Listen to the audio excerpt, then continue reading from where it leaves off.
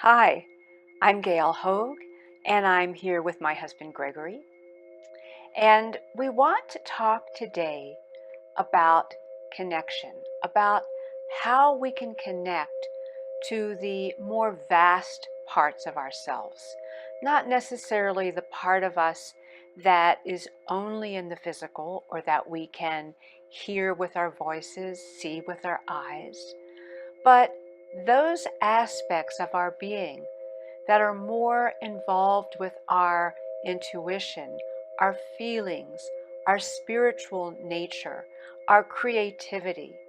Those qualities that are sometimes very elusive are extremely important for us in our ability to live fully and be able to manifest in our lives the kinds of things that we want.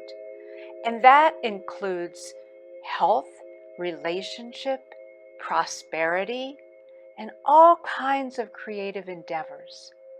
So when we look back at how we've grown up, most of us have not been given a lot of instruction or been taught credibility for our creative self, our intuitive self, and what we call our higher nature.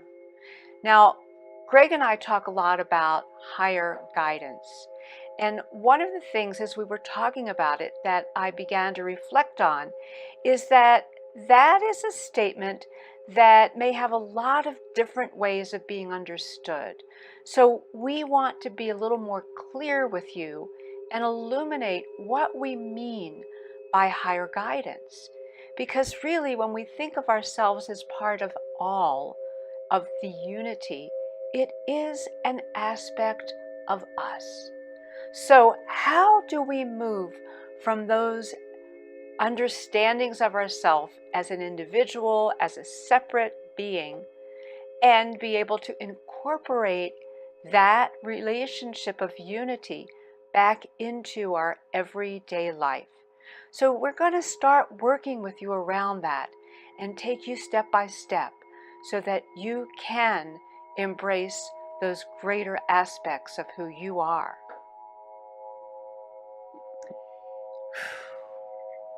This is the totality of who we are. We're like an iceberg. We often use that metaphor where only a little bit of the iceberg shows above the surface. And so it is in our lives that only 10% or less, according to some people, show up here in the physical dimension. So for us to have a really rich, fulfilling life, as Gail was talking about, we need to learn how we connect to the other 90 to 99% of us. So that's what we're going to start in the conversation today.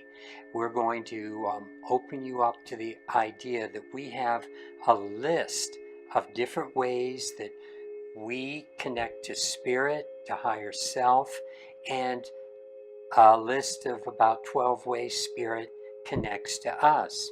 And so we're defining the terms today. And when I speak about spirit, it's really that invisible part of myself, the larger part of myself, going all the way back to unity.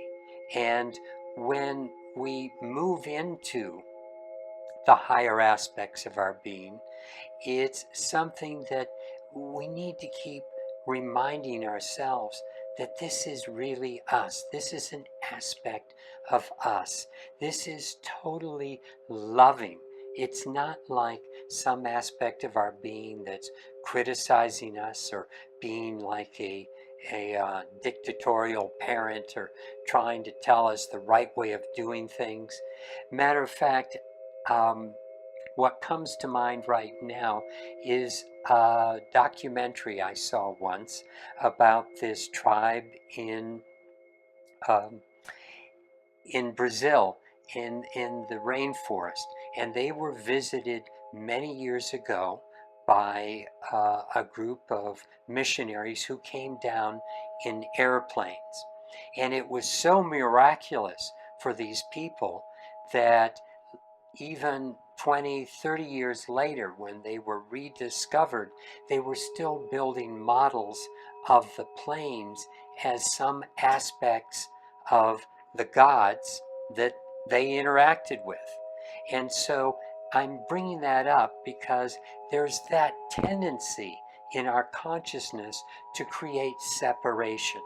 We do it on the physical dimension between ourselves and other people, and sometimes base it on all types of reasons of beliefs and skin color or size or sex or whatever. But the truth is that we are connected, and as we move into these higher realms, we find more and more that we are connected. And so this story about building the models of the planes is just an example of how we separate ourselves from those higher realms, because those higher aspects of ourselves are so in love with us and wanting to support us and be part of our lives that there should be no separation. It's not like there's more knowledge there and less here on this dimension. It's just like you going to the hilltop so you can look down into the valley and see where you're going and see around the bend. And so that's a lot of what this connection to higher self through intuition is all about. And I know there's another aspect I wanted to bring up, and that's the importance of intent. The other day we were talking about intention, and intention is like a sentence with a subject and a verb and an outcome. So this is my intention. But intent is the active energy within you that is driving what it is you're wanting to create. So when I talk about intent, that's how you approach the higher aspects of yourself, the higher vibrational aspects, the invisible aspects. When you work with an intent that is always filled with love, that is always for your highest good, that is always for the highest good of all, then what starts to unfold in all the connections that you make, all the information that comes into your life, it then falls into that realm of being of service to all, of being for the highest good of all, of really being there to help you grow, to be there in a loving way, in a conscious way. And so your intent is what higher self really looks toward when it's coming to answer your call. It's not who are you approaching or having the right kind of meditation or the right kind of aspects or ways of going about it. At the basis of everything, it's your intent. What's coming from your heart? What is your deep meaning for doing all of this? And the clearer and more loving and more inclusive that is, the better universe is able to fulfill your needs and happily comes to answer your call.